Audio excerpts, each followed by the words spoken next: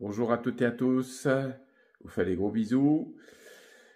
Bienvenue dans cette nouvelle vidéo. Alors, un peu spéciale parce qu'il m'est arrivé quelque chose de très spécial. Je voulais vous le partager parce que je pense que ça va toucher certaines personnes de la chaîne. Vous avez peut-être vécu des choses qui sont, comment dire, symétriques ou similaires. Voilà, donc je pensais que ça serait bon de le partager sur cette chaîne. Je vous remercie pour vos commentaires.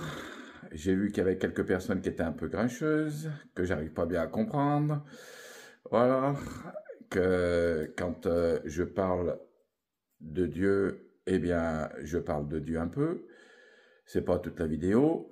Et que les gens, il y en a une qui m'a fait rire parce qu'elle me dit, je suis catholique et vous parlez de Jésus, mais ça m'énerve. Alors là, j'ai dit, il y a un problème. Parce que si vous êtes croyant, je vois pas pourquoi le nom de Jésus pourrait vous énerver, puisqu'il a fait aucune fraude, aucun péché. Alors là, j'arrive pas à vous comprendre. Alors, elle me dit, je vais à la messe. Je lui dis, bah, très bien, ça, c'est, si vous avez choisi cette religion, bah, écoutez, et que vous êtes satisfaite, eh bien, pas de problème. Mais je vois pas pourquoi, quand je parle de Jésus, ça peut vous déranger, que ça puisse déranger des gens peut-être qui sont pas convertis, que n'est-ce pas le Christ, oui, mais là, les gens chrétiens, là, j'ai vraiment du mal, voilà. Est-ce qu'il y en a qui adhèrent plus à une religion qu'à une relation avec Jésus? C'est une question à vous poser, je l'ai déjà dit, on ne naît pas chrétien par adoption d'une religion par notre famille, mais on le devient par une expérience qui s'appelle la nouvelle naissance. Voilà pourquoi ça fait toute la différence. Voilà, et c'est cette expérience qui nous donne l'assurance d'être sauvés, comme Fiona a pu la faire avec nous ici à la maison. Voilà, c'est pourquoi elle a été baptisée et elle voulait servir Dieu. Je vais même donner une anecdote pour ceux qui me reprochent certaines choses, que Fiona, elle avait une infirmière qu'elle aimait vraiment, une interne, pas une infirmière, une interne.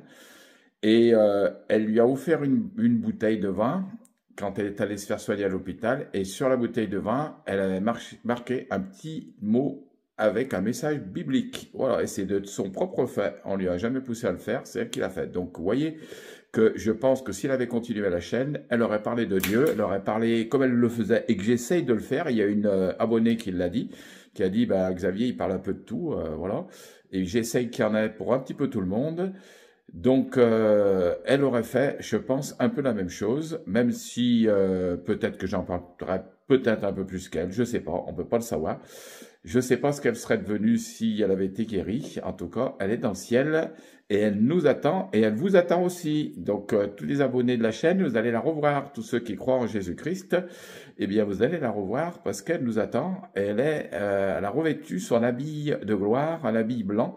Et elle a un corps spirituel, un corps translucide, transparent, et elle nous attend. Donc, comme nous on dit, on vit au rez-de-chaussée, elle vit au premier, mais on a cette espérance qu'on va la revoir bientôt. Donc, je vous laisse apprécier cette vidéo, un petit peu de tout, comme d'habitude, mais surtout cette anecdote qui m'est arrivée, que je ne m'attendais pas du tout. Je vais vous raconter. Je tente un invisible aux pommes, c'est la première fois. Je vais essayer ce gâteau, ça me faisait trop envie. Donc, je vous explique, c'est pas bien compliqué. Donc, 6 pommes, vous les coupez en fines tranches comme ça. Moi, j'ai un petit appareil qui va bien là, de chez Copain Ali. Et sinon, vous le pouvez le faire à la main. Vous enlevez les pépins et vous coupez en fines tranches. Vous mettez ça dans un saladier. Ensuite, dans un autre saladier, 2 œufs. Cassez 2 œufs ici. Vous mettez 50 g de sucre que vous mélangez avec un petit batteur à blanchir. Une fois que vous avez blanchi, vous rajoutez 100 ml de lait. Vous continuez à remuer. Une fois que vous avez rajouté 100 ml de lait, vous rajoutez... alors, attendez, qu'est-ce qu'il faut rajouter? Je me suis perdu. Le lait et après 70 g de farine, voilà, vous continuez à remuer, un sachet de levure chimique ici, voilà, vous remuez et puis on va verser ça sur les pommes qui sont là-bas. C'est le mélange dans les pommes bien remué et puis après je vais le mettre dans le moule pour mettre à l'air frayeur et puis ça va être parti. Et juste pour dire qu'on mange pas que de la viande, hein, Alors, qu'est-ce que c'est? C'est des betteraves achetées chez un petit producteur qui fait du bio sur le marché. Et la belle betterave, oui, je parle encore. Ouais, un peu enroué. Oui. Alors, non, ça y est, j'ai mis tout dans le tiroir de l'air fryer. On allume et il me dit 190 degrés pendant 35 minutes.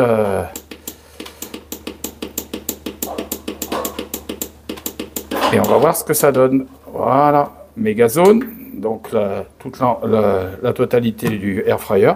Et c'est parti. Et on va voir ce que ça donne. Il ne reste plus qu'à déguster et on dira si c'est bon. Je pense que oui.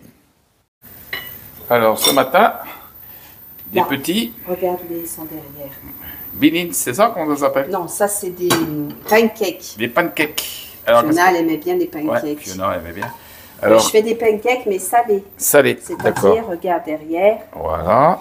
Oui, tout ce qu'il y Je a. vais mettre du jambon, du fromage. Je vais fermer du fromage à raclette. Je vais fermer et du cheddar parce qu'ils adorent ça. On a les petits enfants manger et je vais fermer l'un à l'autre. C'est pour ça que j'en ai fait beaucoup. Et au four, regarde ce que j'ai fait. Alors, qu'est-ce qu'il y a dans le four? Eh ben dommage, j'ai pas vu. Xavier n'était pas là, on n'a pas pu filmer. Ouais. Dedans, j'ai fait une pâte à pain hier soir, qui n'a pas trop gonflé d'ailleurs. Ouais. Et j'ai fait. Ils sont beaux, hein. Ils sont beaux. Ouais. Et j'ai fait. Dedans, il y a quoi dedans? Viande hachée, oignons grillés, mais bon, les petits, j'ai bien caché. Ouais. Et oui, j'en ai fait deux qu'avec de la viande hachée. Ouais. Et les autres, j'ai mis un peu de sauce tomate et voilà. Ouais, parce que les oignons, ils aiment pas bien. Et j'ai étalé ma pâte et après, j'ai mis dedans et j'ai voilà. fermé. Super. Ils vont se régaler, je crois. Il fait froid en plus, donc ça tombe bien. Alors, t'as mis un beanies, je sais pas y prononcer. Non, oui. Non, c'est un pancake. Un pancake. Du jambon. Après, t'as mis du fromage. Il y a du gruyère et du cheddar. Après, tu remets du fromage, ou le fromage à raclette. Et tu remets un beanies par-dessus. Et après, non, un pancake. Un pancake. Et on met au four. Voilà. Pendant combien de temps? Bon, juste pour fondre. Hein. Ouais, 10 minutes. Ah, ça va être bon. Il y en a, ils vont avoir les dents longues à rentrer. Bunis. Alors bon, ça, c'est de la viande hachée aussi. On va en faire certains avec la viande hachée. Non. Non? La viande hachée, c'est ce qui reste. Ah, c'est ce qui reste. Il n'était pas là, donc il ne sait pas. Oui, j'ai pas suivi, j'ai pas tout suivi. La viande hachée, c'est ce qui reste des boules au four. Des boules qui sont au four, qui sont là-bas, qui attendent. Voilà. Et ça, c'est... Voilà. Et Morgane, elle dit que le vendredi, les enfants, le soir, quand ils rentrent de l'école, ils mangent pas. Bon. Ils goûtent pas, ils ont plus faim. Ils mangent pas, ils ont plus faim. Bon, on se demande pourquoi. Ah. Et Naomi, elle a vélo cet après-midi, donc elle m'a dit, mamie, tu fais pas trop à manger. Hein, parce qu'elle va vomir après. Alors, c'était quoi la surprise? J'ai dit, en allant les chercher à l'école, il y a une surprise. Et alors? C'est ça. C'est? Comment c'est? Je sais plus. On va voir à l'intérieur. C'est super bon, elle a dit. Oui. Je crois qu'encore une fois, ils vont pas manger ce soir. Et Maël? Maël, comment il va? Les gens, ils demandent de tes nouvelles, Maël. Ça va. Il est pas bien bavard, hein, Maël. Alors là, tout le monde veut caresser la chatte de la maison. Parce que la chatte, elle a peur des enfants. Alors, elle essaye de l'habituer, mais c'est pas simple. Je la tiens, sinon. Elle n'a pas peur. Ah, Patoune, elle est pas bien tranquille. Mais n'aie pas peur. Non, pas très tranquille. Alors, voilà, le tableau que j'avais filmé la semaine dernière, qui est presque fini. Alors, bon, c'est un peu différent d'habitude, c'est un peu plus abstrait. C'est sympa. Ça change. Voilà, c'est une course de bateau. Voilà. Un petit peu au couteau et un petit peu au pinceau. Vraiment un peu, excité de vous parler de ce qui m'est arrivé cette semaine. Donc, je vais refaire un peu la genèse pour que vous puissiez comprendre. Pour ceux qui suivent la chaîne, même ceux qui le prennent en route, c'est possible de le comprendre. En fait, donc j'avais fait une vidéo juste quand j'ai repris la chaîne, ça doit être la 2e ou 3e vidéo, où j'avais parlé de l'endroit où on habitait avant. C'était une vieille ferme. Et en fait, cette ferme, c'était la ferme de ma grand-mère où je passais mes vacances et qui était à côté d'ailleurs, pas très loin d'ici. et où j'allais aussi pendant les vacances scolaires, mais aussi les week-ends, m'amuser parce qu'il y avait d'autres personnes. Donc pour vous expliquer, c'est que ma grand-mère a élevé au moins une vingtaine de personnes de la DAS, de l'assistante publique, et ces personnes qu'elle a élevées, il y a des gens qui venaient, et peut-être par exemple 15 jours, un mois, 2 mois, et après ils les étaient repris, ils étaient remis dans une autre famille, mais il y en a 3 qui sont restés de façon régulière et longue. Et donc, pour moi, je les considérais comme ma famille, c'était des cousins, je les appelais mes cousins. Et en fait, quand j'allais là-bas, on s'amusait ensemble, on faisait plein de choses ensemble. C'était vraiment... il y avait 2 filles donc, que je revois régulièrement, Pascal et Martine. Et il y avait un garçon qui s'appelait Thierry. Et là, je le considérais comme mon grand frère, puisqu'il avait 2 ou 3 ans de plus que moi. Et on a passé des temps extraordinaires. On se battait avec mon frère pour aller à Saint-Cyprien parce que on savait que là-bas, c'était la liberté. On allait courir dans les champs, à la pêche. C'était vraiment. J'ai passé des moments extraordinaires. Du coup, moi, j'avais eu l'idée quand j'étais jeune, après, de reprendre cette maison et de la retaper. J'avais toujours dit à ma grand-mère, ta maison, je la retaperai, je veux y habiter parce que c'était vraiment un endroit où j'avais plein de souvenirs. Et puis. Ma grand-mère est décédée et ma tante est décédée aussi d'un cancer avant que ma grand-mère décède. Elle a perdu sa fille, donc, et ma mère, sa sœur, qu'elle aimait beaucoup. Et donc, cette sœur tenait vraiment la famille. Et quand elle est partie, en fait, mon oncle, qui était quelqu'un qui n'était pas très, très, très bon, en fait, a maltraité les enfants. Alors, maltraité verbalement, certainement, et parce qu'ils s'en plaignent encore. Et donc, je pense que Thierry, donc, il a eu des paroles très dures envers lui, et donc, il est parti de la maison. Et donc, il a trouvé une fille avec laquelle il a eu 2 enfants, qui s'appellent Lydie, une fille, et Christophe. Voilà. Donc, ça, c'était les 2 informations que j'avais. Vous expliquer pourquoi. Parce que cette personne, en fait, on la revoyait de temps en temps. Elle habitait Saint-Étienne, et un jour, on n'a plus de nouvelles. Donc lui, il est parti et on n'a plus su où il était. À l'époque, il n'y avait pas l'informatique, il n'y avait pas tout ça pour rechercher. Et impossible de retrouver. Aucune nouvelle de lui, de ses enfants, plus rien. Pendant des années. Et moi, ça me manquait vraiment. Et pourquoi je vous dis ça? Parce que je pense qu'il y a des personnes dans la chaîne qui ont vécu un peu les mêmes choses. Et donc, les années ont passé, j'avais prié, j'ai demandé à Dieu de me faire rencontrer Thierry, de me le faire revoir. Je voulais trop le revoir, avoir des nouvelles, savoir ce qu'il était. Où il était. Mes cousines l'ont croisé un jour, et puis depuis, pareil, plus de nouvelles. Personne n'avait plus de nouvelles de lui. Et donc, cette semaine, là, début de semaine, je ne sais pas pourquoi, j'ai dit, je vais quand même regarder sur Internet, on ne sait jamais, et je regarde sur Google Images, voir si je tape son nom et son prénom, Thierry et son nom, et je voulais voir s'il n'y avait pas quelque chose. Et puis, alors là, mes yeux s'écarquillent à un moment, parce que je tombe sur une photo de lui. J'ai dit, mais c'est incroyable. Et c'était le journal La Dépêche qui, justement, expliquait qu'il était marié avec une fille qui s'appelait Lydie, le même nom que sa fille, et qu'il avait repris un bar dans le sud-ouest de la France, en Haute-Garonne. Donc, c'est Saint-Cyr-Cango, je crois que ça s'appelle, le village, et c'est le café de la Pique, à Saint-Cyr-Cango. Et du coup, moi, j'ai regardé.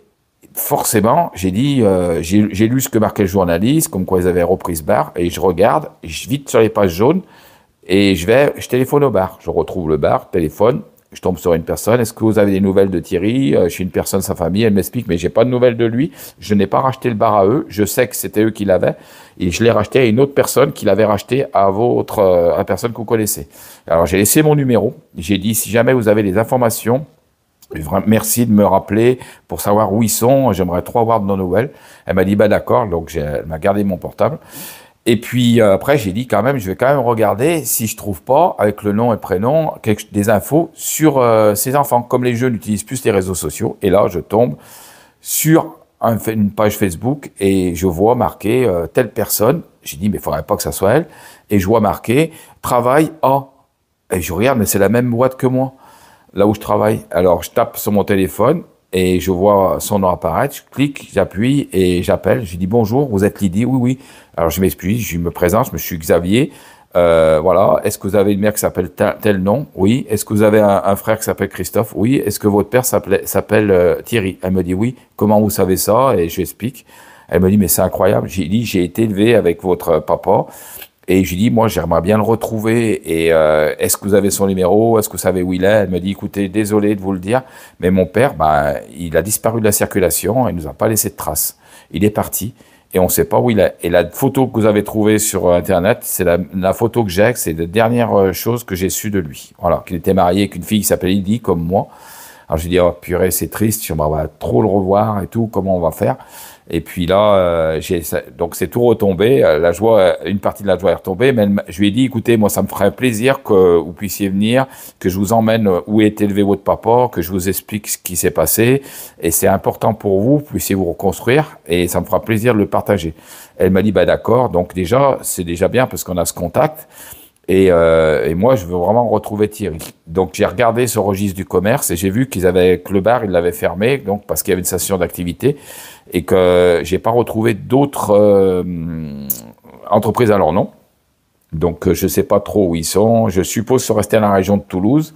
Donc, Thierry Lydie, si vous avez un Thierry Lydie et que vous savez qu'ils ont tenu le bar de la Pique, eh bien, dites-moi-le ou donnez-moi des infos, ça me fera extrêmement plaisir, voilà, d'avoir des informations. On sait jamais, hein, je me dis peut-être que par le biais de la chaîne.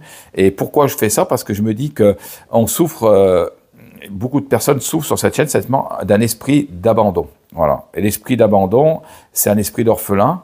Et donc cette personne, Thierry, a vécu dans cette chose, sauf qu'il n'est pas guéri, on le voit.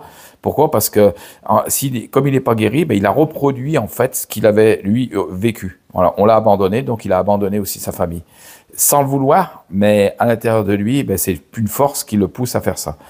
Et ce que je me dis, c'est que je me dis peut-être sur la chaîne, eh ben, vous avez peut-être eu des parents qui étaient durs avec vous, ou pas du tout de parents, des parents qui sont décédés ou qui vous ont peut-être abandonné, c'est malheureux, mais ça peut arriver, ou peut-être vous aussi, vous êtes une enfant, une personne de la DAS, et que vous êtes reconstruite, eh bien, ça serait sympa de le partager, comment vous avez pu vivre, est-ce que vous avez eu des enfants, comment vous avez pu vivre la relation avec vos enfants, ça serait super intéressant de le savoir, parce que peut-être que vous avez juste des parents qui ont été durs avec vous, ou vous êtes mal entendu avec vos parents, vous êtes partis, mais à un moment où peut-être vous êtes revenu et vous avez rétabli la situation.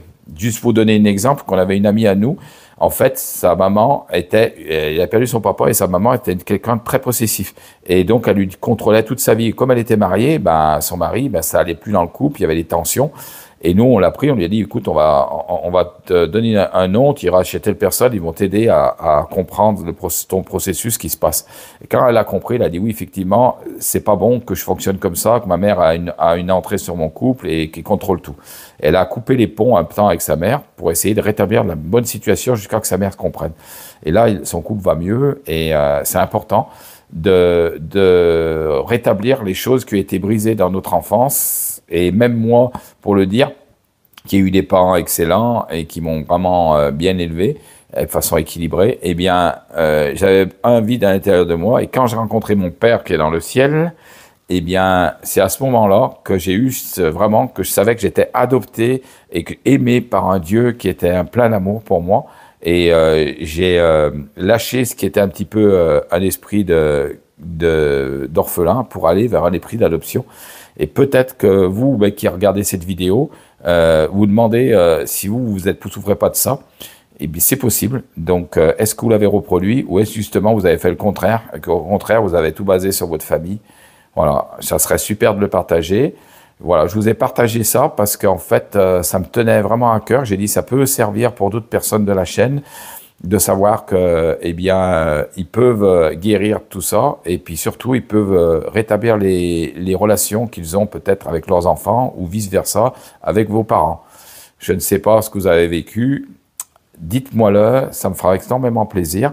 Voilà la situation. Alors, j'espère que si un jour je retrouve cette personne et peut-être même sa fille, eh bien, je vais passer un temps avec sa fille ou son frère et voir si ça les intéresse, que je puisse leur expliquer tout ce qu'on a vécu avec leur papa.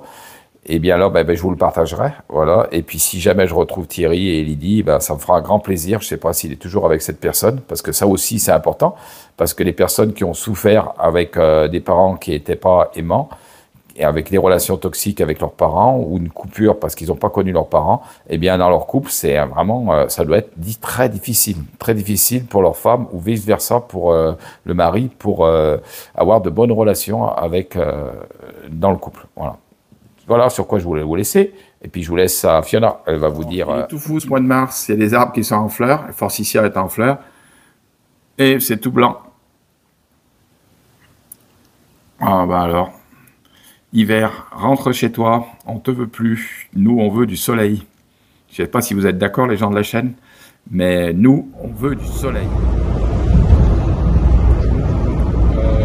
Ciao, ciao, ciao, ciao.